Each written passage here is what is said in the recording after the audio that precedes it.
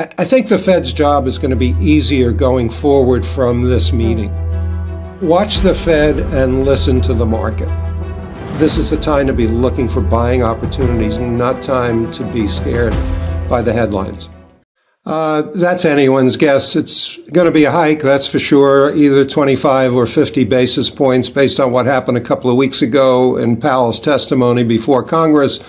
The market's been betting on a 50 basis point increase. I actually don't think it matters in terms of the stock market at this point, because I think the lows in stocks were put in October, and this is just the housekeeping that the Fed needs to do to get inflation down. So people who are focusing on the magnitude of the hike, I think, are missing the point. Again, soft landing is something that people would love to see. I'm not sure that it's a given based on the strength in the employment numbers that the economy is going to tank. I think that the key here is that pretty soon rates are going to be at a point where the underlying trends of inflation, housing costs, cost to rent an apartment, are going to work in the Fed's favor. So I think market influences, the supply chain sort of easing up, and the issues on that regard. I think the Fed's job is going to be easier going forward from this meeting. Well, here's the point. My old friend Marty Zweig had a two-sentence way to beat the market, which was watch the Fed and listen to the market. And in the last 6 months, the market has been telling us that the worst is over in terms of stocks. And if you look back, we've had a rolling bear market that started in February of 2021 when the hyper tech stocks, as embodied by Cathie Wood and the ARK funds, peaked. And so arguably the bear market's been going on for 2 years. And there was a rolling wave of corrections. More recently, we had a 20% correction in the energy sector. So when you say, is the worst over, or there are things that trouble me, what troubles me is people getting hung up on the headlines and not looking for opportunities in the market. Just to give you an example, there's a whole group of stocks in the industrial sector, construction and engineering stocks, that have made new all-time highs in the last 3 months. If you are hung up on these data points, you miss that. You're sitting on the sidelines with cash, expecting that Mike Wilson at Morgan Stanley is going to be right, and we're going to see the market at 3,000, and you missed an opportunity in some mid and large cap construction and engineering stocks to double your money. And that's where I think people are making a mistake. They're letting the headlines get in front of good, solid investment decisions. We have a pattern that triggered for the 18th time since 1950. It's called a breakaway momentum signal. It was first developed by a guy named Walter Diemer, who was the chief technical analysis guru at Putnam Funds, worked at Merrill Lynch with Bob Farrell, and still going strong into his 80s, blogging on the stock market.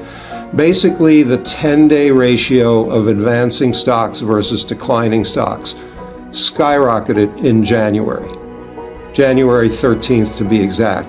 That signal has triggered 17 previous times since 1950, and every single one of them, the market was higher 6 and 12 months later, and higher in a big way. And since that signal has triggered, a number of other technical signals have kicked in to confirm that. So this is sort of, and Marty Zweig also came up with a breadth thrust type approach to determining when bear markets were over. So even though Marty Zweig said, watch the Fed, the key from his point of view was listen to the market. And the market has been telling us it wants to go higher. I was in that camp as recently as January 5th, looking for some capitulation move, looking for price earnings ratios to shrink based on earnings estimates coming down. But then when we got this breakaway momentum move and the market subsequently moved above its 200-day average and the 200-day average turned up, I changed my view. And that change happened on January 17th. So I'm not really late to the party. Now, we haven't made a lot of upside progress since then. except in those groups that I talked about in the industrial sector. Semiconductors.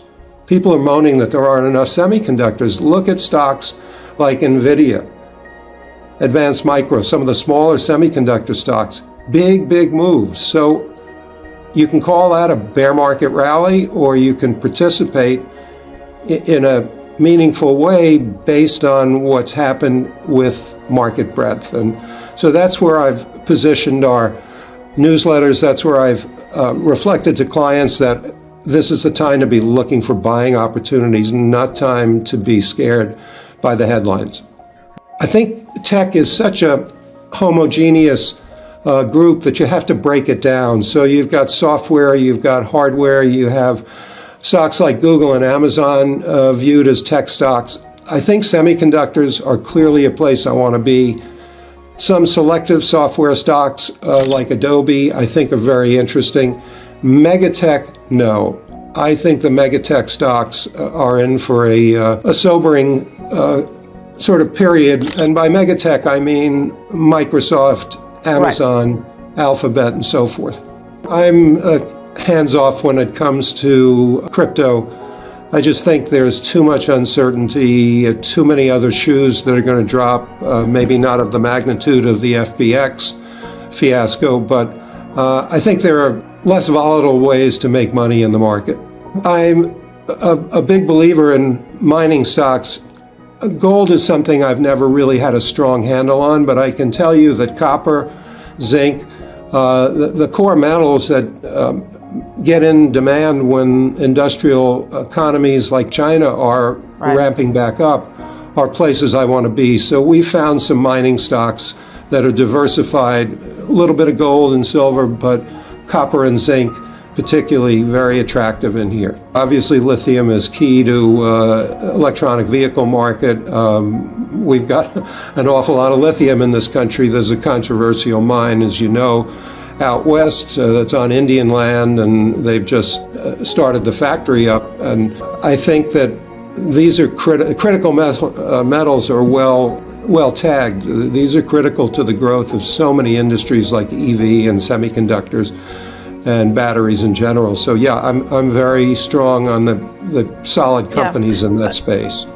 I just don't think gold is going to play the same role that it played in the past. For instance, gold was considered a safe haven in inflationary times. It hasn't worked that way.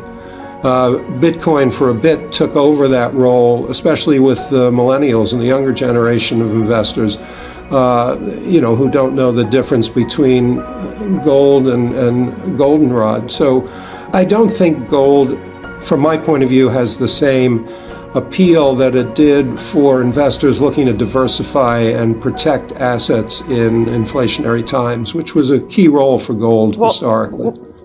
I've never been a big fan of gold, or had a good handle on why to own it and where it was going. But I can tell you that you can find stocks yielding, for instance, in the pipeline area, yielding a safe 9%, which I think is a better play against a bear market than gold.